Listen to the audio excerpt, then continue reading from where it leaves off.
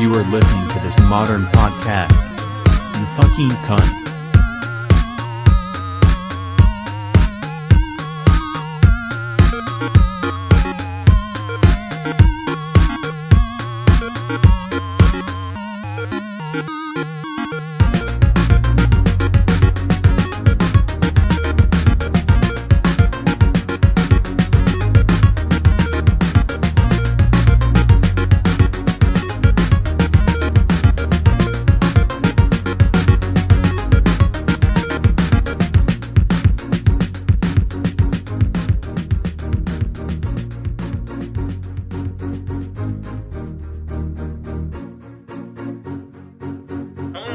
This Modern Podcast, episode 4. I'm Ross Mains, and I'm joined with Bobby Houston. Without you cunt. So enthusiastic. Who else is there? There's me, Matthew Herring, as per. God. God? The fraud?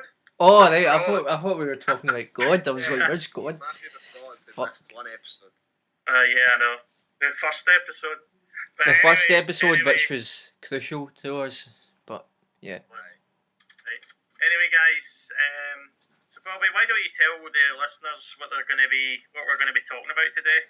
Right, so if you didn't hear last week, basically what we're going to be doing for this episode is we're going to be talking about games that have been critically acclaimed or have gotten accolades or whatever, but we haven't actually had the chance to sit down and play until now. And basically it's not going to be like reviews per se, it's just going to be like discussions like, do these games live up to the hype, and maybe like offering our own take on them and whatever. Cool? Yeah, that's great. Right. Why don't we start for you then, Bobby? You've been playing Gone Home, is that right? I played Gone Home and I've finished it. So yeah, basically Gone Home is free on PlayStation Store right now. So if you're interested in that, I think you should definitely pick it up, because like, regardless of what you might hear about it, it is one of those games that it feels like you're kind of like required to play it. And it is a game that is very divisive with a lot of people. I think there are more people that like it than don't like it. But Matthew, you'll maybe know about this. The people that don't like it really don't like it. Yeah. The main complaint seems to be that it's not. They say that it's not a game. It's Yeah. more of a interactive movie. Right.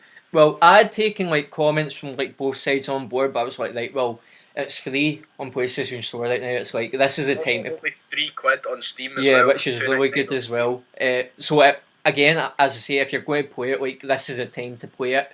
But yeah, so yeah, I went into it like, you know what, I'm going to form. I know the overall story, that it got kind of ruined for me when the game first came out, and that kind of impacted my experience, unfortunately. But I was like, right, I'm going to play it and form my own experience of it. Right, so right off the bat, I struggled, and then I nearly turned it off because I couldn't find the key to open the front door. Fucking idiot, Bobby. You shouldn't even play that. To be fair, I get stuck there and all. Right, so Both idiots. It's fucking. It's difficult, man. There's no prompts or fuck all. It's just there's no HUD. There's nothing. right, Fucking handheld gamers, the area, man. Amateurs. right, A gaming so. podcast, nonetheless. Right, so I have things I like about Going Home, and I have things that I don't like. And I think when we were on the group chat, I'll start off with my initial gut punch, like reaction to the game. I finished it, I was like, oh, that was alright. It was a lovely wee story. I don't know if I'll ever play it again. And I said to you in the chat, like, it's alright. But then I was like, actually, the more I think about it, it's one of those games that the more you think about it, the more you like it. So yeah, as I said, there are things that I like about it and things that I'm not too keen about it. So the things that I do like, there's hundreds of wee cool like 90s references and stuff like that. Like if you go It's set in the 95. 1995, yeah. So it's like you can find like TV guys and they've got like the X-Files circled and stuff like that. I think that's really cool. I think like, see, it's one of those things where I say like, I kind of wish that I'd played the game without knowing anything about it, because it got kind of ruined for me. Because it's a very creepy game, and it throws you off on a bunch of occasions. It makes you think like, oh god, something really bad has happened in this house and stuff like that. Because at one point, like, at one point you go upstairs and you go into the bathroom and you see like red all over the bathtub, and you're like, fuck, has someone like slit their wrists or something in here, and it turns out like it's like fucking hair dye. So I think it throws you off. It's really really creepy. It's like it's a creepy environment as well because you're in this house yourself. There's a storm outside, stuff like that. I think that's done You really know what's well. funny about that? Yeah. The developers actually had to I think they had to change the game a little because people thought this is going to be a horror and they never wanted to play it. So they actually put in an option that you can play the whole game with every light on or something like that. Yeah. That's what I thought initially going in because I've played the first maybe 10 or 15 minutes of it, and you rock up to this house and it's pitch black and there's thunder and lightning going on, and like when you finally open the front door, it's like a big creaky door and there's hardly any lights on in the house, and I was like, right, this is going to be full of jump scares, and then it's not. But I was like constantly expecting something to happen. Yeah, it's a very very tense atmosphere, I think, which is quite good. I mean, this is one of the things that I thought was a complaint that I had about the game, where I was like, oh, it is just like maybe 2 or 3 hours of walking around the house and interacting with things. But then it's like, yeah, some of the stuff you're going to pick up is irrelevant, but most of the time it's not. And it tells a very cohesive story. It's what you're getting. It's like you get a very good idea of what's been going on with this family. And it's very always like this family's in turmoil, not just with what's been going on with Sam. It's like I found myself very engaged in what was going on with the dad and how he was going through like with his writer's block and stuff like that, and how it's implied that he was like his uncle. Yeah, he was abused by his uncle and stuff like that. I thought that was, for some reason, I think I connected more of the story of the family as a whole than I did with Sam and Lonnie. One of the things that adds to that and that kind of gets you so invested is the voice acting is so good. The voice acting is very good. Yeah. The voice acting is incredible, I think, and it really draws you in. Like it's so well done that you don't. I didn't for a second be like, oh, this is an actor. I was like, oh, this is this character. Like it draws you right in, I think. Yeah. I mean, what I will say is like if we're talking about Sam, is like what the game does so well is like you feel like you know the character, and you never actually interact with her. It's just like finding all these things and hearing like the voiceover. It's like you feel like you know her so well, and I think that is something that Steve Gainer's done really well with this game and the whole team at Fulbright. To be honest, it's like it's a very very clever form of storytelling, and it's like I think what gets me the most about it is very much like a coming of age story, and like you guys know that I'm into film and stuff like that, and like I'm all over stuff like that, like Say Anything, The Breakfast Club, Ferris Bueller's Day Off and stuff like that. It did kind of like remind me of that in some aspect, and it is this coming of age love story and stuff like that. But I'm trying to think about what I see. The more I think about it, when I'm saying I thought it was alright, but the more I think about it, the less stuff that I actually dislike about it, if that makes sense. Yeah, it's the same with me in Halo 4. I hated it, or I never liked it, then hated it, and then liked it again. I think when you let a game settle for a while, you your opinion changes, I feel. Yeah. That does happen a lot.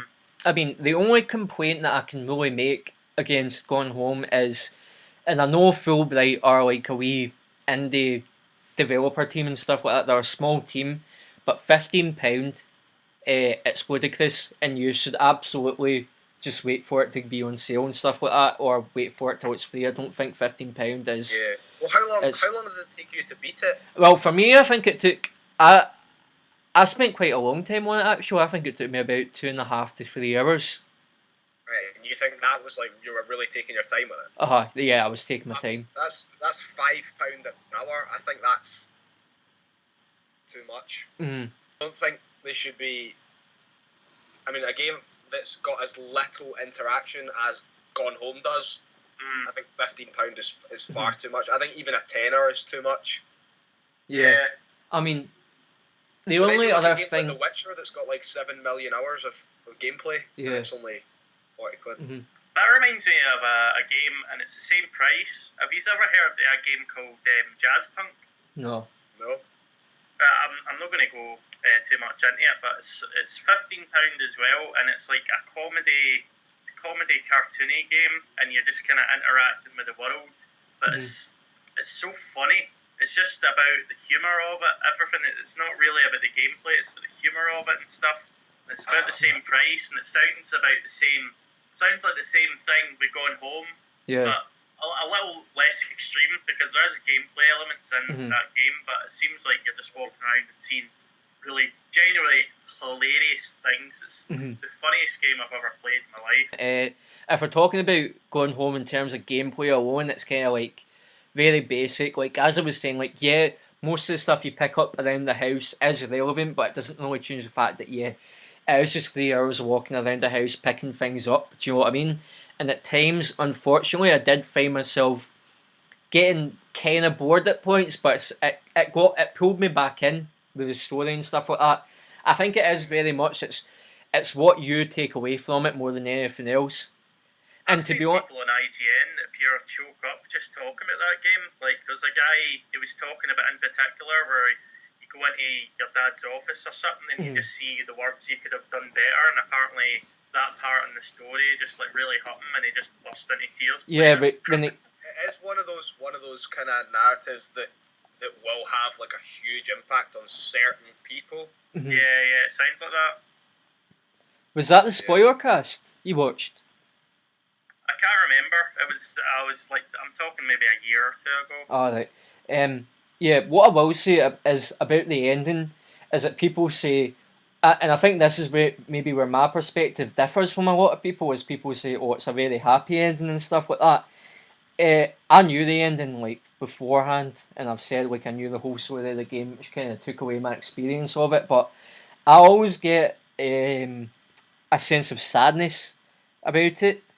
And a lot of people say that sadness comes from the fact that, yeah, I mean, from the vibe that I got from stuff I found around the house is like Sam and Caitlin's family is very religious, so the fact that Sam turns out to be gay obviously isn't very good.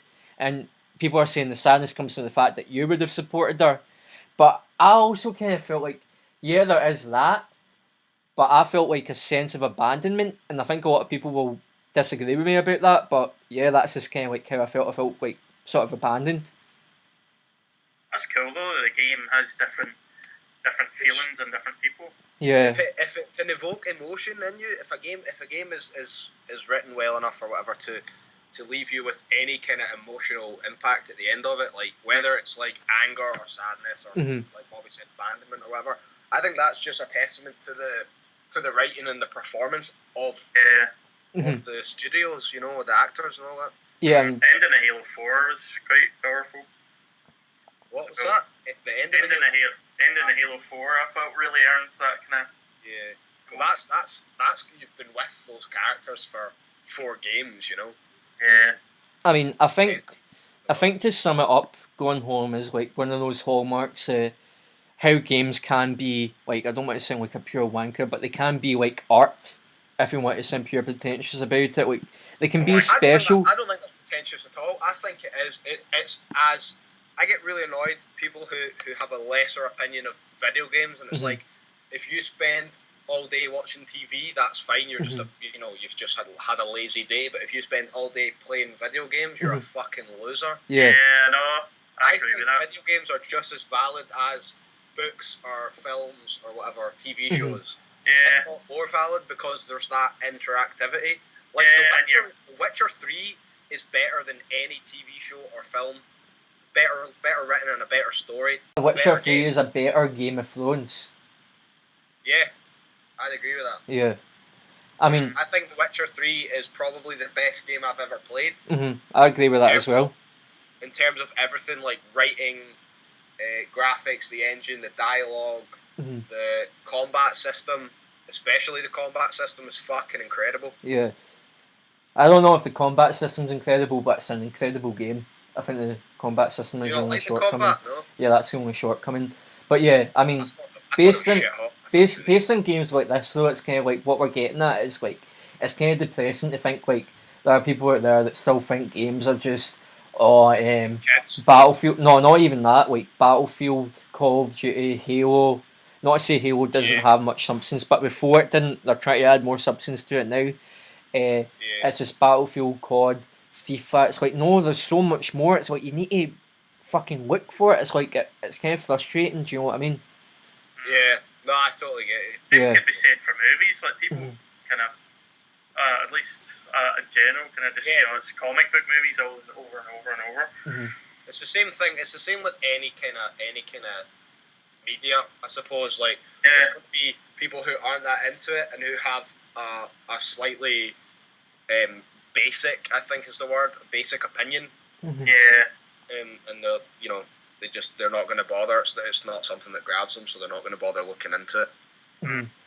Yeah, I mean, to sum up about going home for me is like I think I would really like to sit down and have a conversation with Steve Gaynor about it. So yeah, everybody, our 15 followers who watched the last YouTube video we posted, just all you tweet this at they're Steve probably Gaynor. all us just checking who's viewed it. Aye. Just, that one guy.